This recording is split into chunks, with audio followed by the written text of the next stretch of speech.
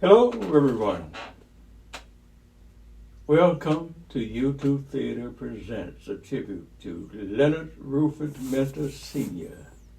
I am Curtis L. Williams, and my co-host, Geraldine West Huntley, is otherwise engaged today.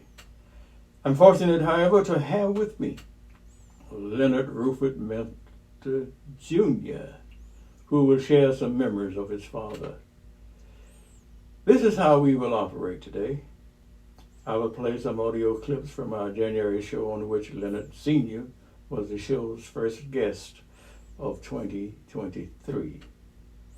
Now, on these clips, you will hear Geraldine's voice. I would add a little more commentary interspersed with responses from Leonard Jr. Welcome, Leonard. Thanks for taking time to be here. Thank you for having me, and I appreciate the format and you honoring my dad. He meant a lot to us. He was a patriarch of our family, and unfortunately, I had an uncle pass, so I was able to attend. The rest of my family, somebody else would have stepped up if they could have, but we had a lot going on these last few weeks, so I want to acknowledge the Jackson family, my Uncle James Jackson as well, and I want to be here today to pay my dad service. He was more than a father to me, and a lot later in life as an adult, you realize what fatherhood is. You realize what parenting is, and I just appreciate the big and the small things. And life is precious, and I want everybody to take away from this that if you have somebody, hold on to them, because tomorrow's not promised, and you want to leave any stones unturned or things not said. And so at the end of the day, I was blessed that I knew for a fact he knew I loved him, and he knew my other siblings loved him as well. So we just want to honor him today, and I appreciate you again, Mr. Williams. Okay, Leonard. Although we won't be overly solemn, though this is a sad time, we dedicate this show, Leonard, to you and your sisters, Daisy and Ray, and to your brothers, Michael, Nicholas, and Kevin. You're still grieving, I know, just having lost an uncle this week. I acknowledge the death of Robert Newton Jr., whose father, Robert Newton Sr., and I were baseball teammates at our alma mater, Howard Academy High School in Monticello, Florida. I believe Junior's sister and father listening in, I hope so. Robert was a walking, singing ad for Albany State University. Now, let's continue with our tribute, Leonard, to your dad. And I'm going to play a clip from the show that Mint was on in January. That's how we'll do. We'll play clips, and in between the clips, we'll be talking about the man of the hour. Okay.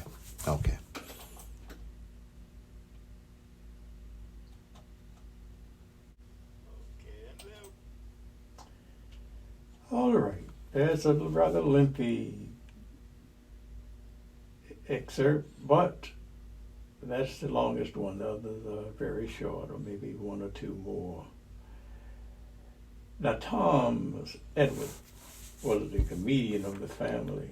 His timing was almost perfect, and Mint captured him perfectly, and was a favorite of the audience, I must admit, although I was in the cast. The Sims family practically adopted him. They give him candy when they give me candy. And his writings were deep and touching, speaking at heart. One of his prized pieces is a paper titled The Myth of the American Cowboy, a piece testifying to his knowledge of history. He wrote Myth to present at Clark Atlanta University during his doctoral studies, but ill health forced him to drop out of the program, leaving him ABD. Now, and you heard from him do Hamlet, so I chose this length of this particular excerpt because it shows the range of Mint's abilities. Now, A few words from me, and now some words from Mint Jr. Now, Leonard, you told me to ask any question I want without giving them to you first because you knew or you know your dad is like a book. Uh-huh. Let's test this myth. There's Okay. another myth, I think. What was your daddy's weight in ounces? Whoa. That one I don't know. Okay, there goes. But I know he stayed between 181 and 185, and I know it's hard to believe that was his frame because how courageous and big his heart was, and how his presence was towering. Okay, now seriously, now in any way you want, talk to us about Mint. First, I want to speak on what I just heard. Two words, just powerful, brilliant, and that's my dad. But was also when I look at him, I look at his journey, and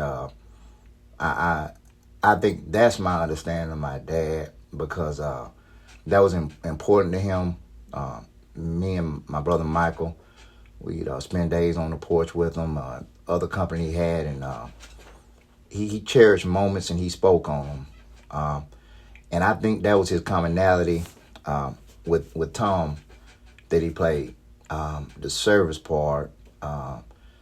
My dad joined in service at a young age, and I think early on he set himself up to live the life he lived, and accomplishments early on I think shaped who he was. I remember my dad telling me at 16 he worked for the banker uptown, and it wasn't many choices back then, and that was a good job for a 16-year-old black male during that time. My dad was born in 41.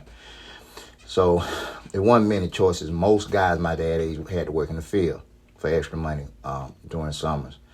My dad was blessed to be able to take care of the lawn and stuff at the bank.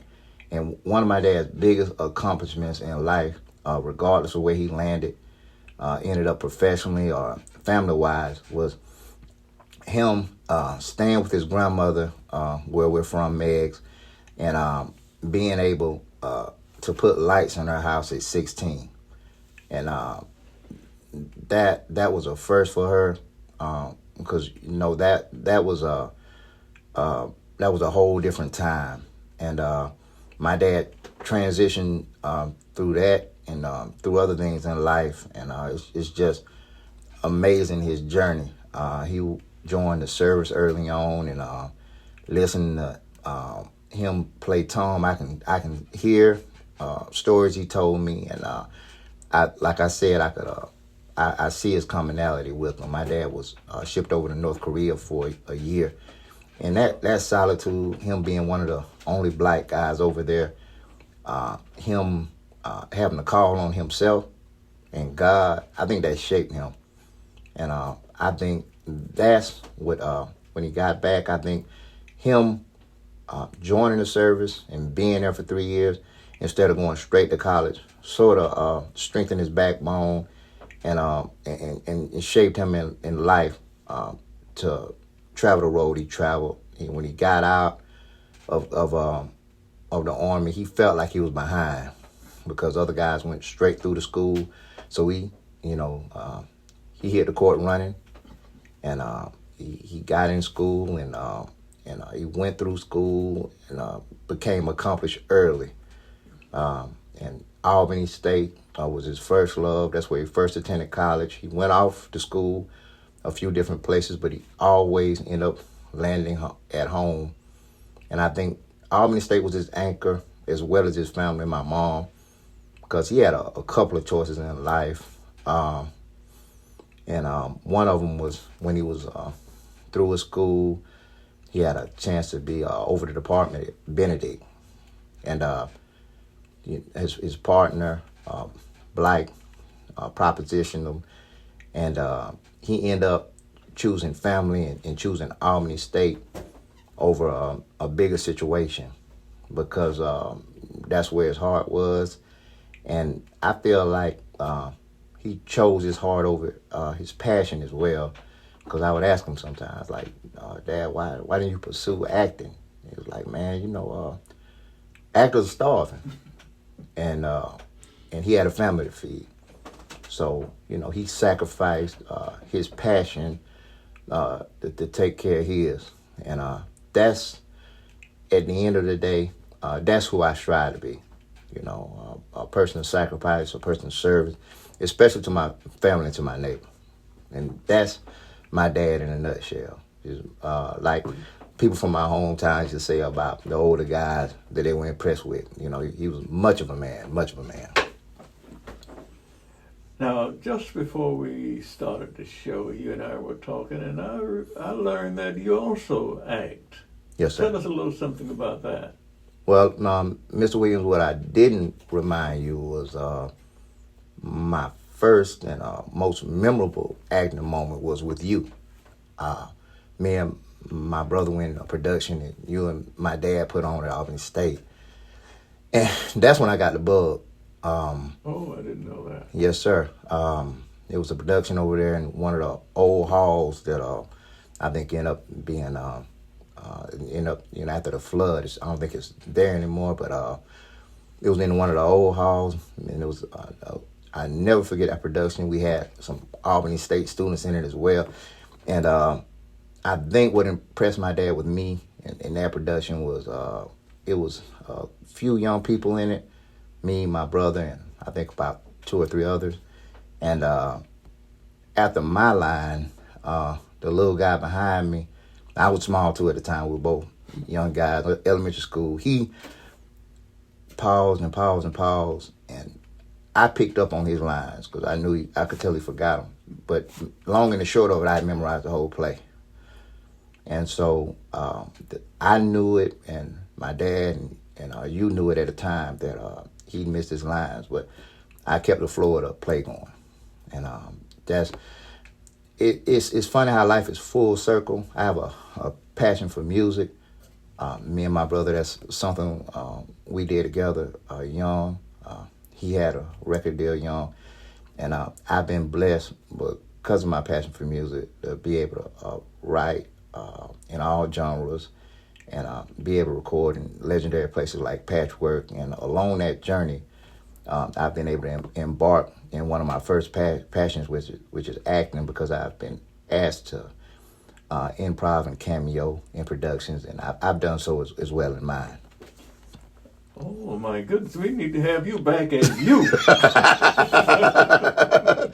I'm junior. I'm junior. You're junior. You're definitely. I'm in junior. fact, when you drove up today, and I saw you were in men's car. Yes, sir. Yes, sir. And you got out. I said, "My goodness, it scared me to death." I said, Reincarnated. There he is walking in. Yeah. Out here. That's great. I'm glad to have you here and to learn more about you. I know Ray is an actress because I taught her acting.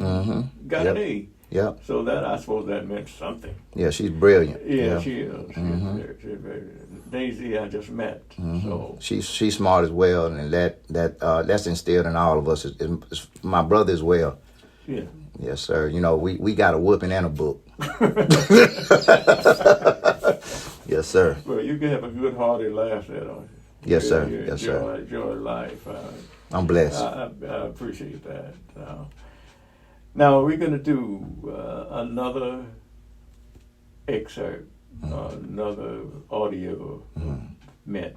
This is relatively short. Okay. Okay, here we go. We have cuts of the hammer. Thank you, Matt. Thank you, Jerry. The food.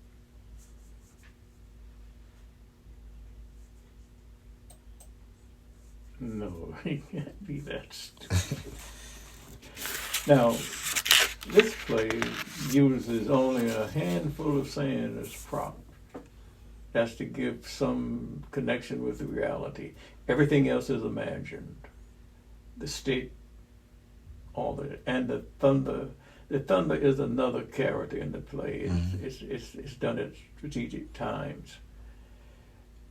Now, during the 1999-2000 school year, I returned to Albany State University to pinch hit as director of theater until the college could hire one. It did, Wendy Coleman.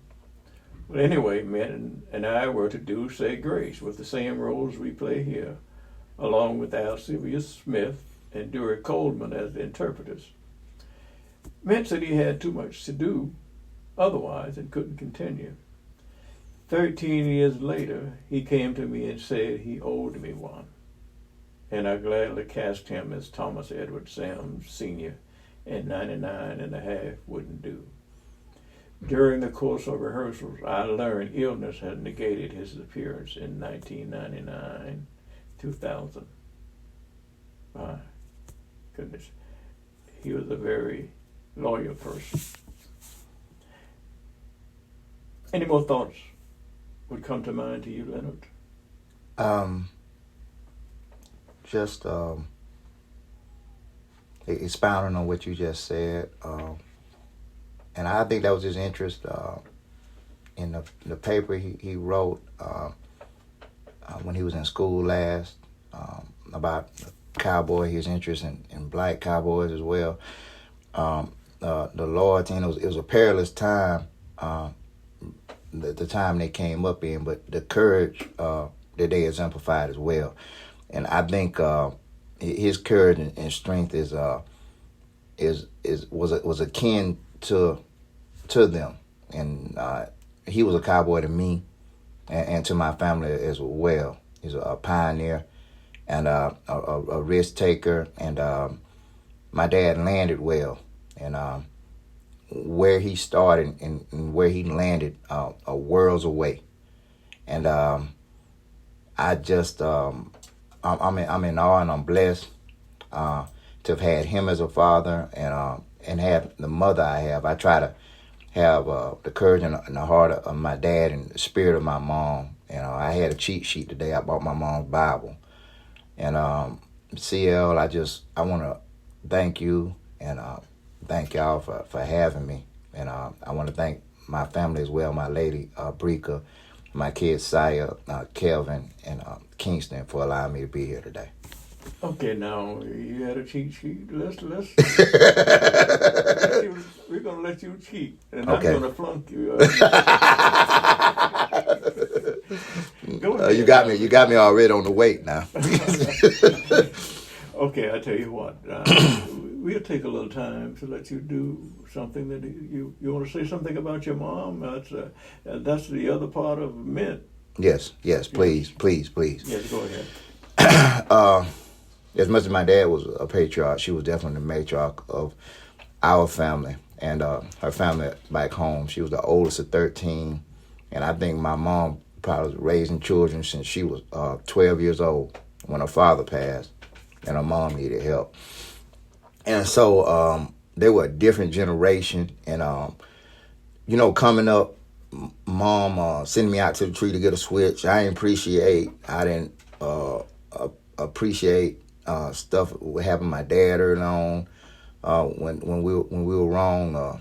But looking back on it, I was blessed, and it molded me to who I am today. And I was blessed to, regardless of what we went through as a family, they were always present. And one thing about it, when my mom passed, I was blessed to be able to take care of her through Alzheimer's, and I was blessed to be able to be there with her in some of her last moments. I know the love that she had for my dad, and I know the love she had for my brother Nick, and out of respect and love for her, I made sure I at least checked on them daily, and that's why I started this program off by saying, just hold on to what you have. These are trying times as well. And sometimes you don't realize how important somebody is to you until it's too late.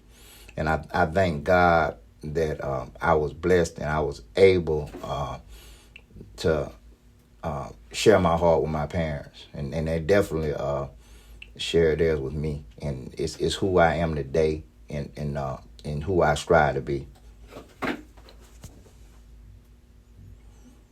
Okay, thank you, Leonard. We appreciate that. Let me this final note about Mint. Now, he and I appeared in Nevis Mountain Dew by Steve Carter. We appeared together in Love Song from Miss Lydia by Don Evans. He played Malin Patterson, and I played Austell Holloway.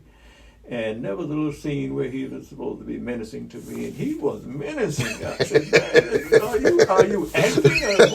Are you angry with me?" Yeah, he could dig He deep. was intense. He could dig. And Yes, sir. he believed in being on time. Mm-hmm. In fact, after 99 and a half wouldn't do the last performance, he presented presented me a plaque. With indicating his appreciation for working with me, and I cherish that. Mm-hmm. I cherish that in his memory. Now, we're going to play just a little bit of this final clip where we are asking, where Geraldine and I were asking Mint some questions. Let's talk about you. What got you interested in acting? I don't know. I always been that good. I had instructed Robert J.R. Larger before I take a speech, and I was working in the lab. Oh, time has flown. That's right, it has flown. We've taken an extra few minutes because we think Mint is worth it. Yes. Yes. Now, we're going to do a little wrap up here. Now, of course, we thank Mint for joining us at that time. And Yes. we thank him again for his voice. Mm-hmm. I'd like to do a little wrap up here. A shout out to the barbershop in Helen and Tijuana. They're always listening to us. I hope they're listening this time. Take care out there. Now, Helen was our costume person, our set mover, everything else. If you ever saw a production we did at not Albany State, but around in the community at YouTube Theater, you would have about 5 or 6 people running everything. This is how we did it.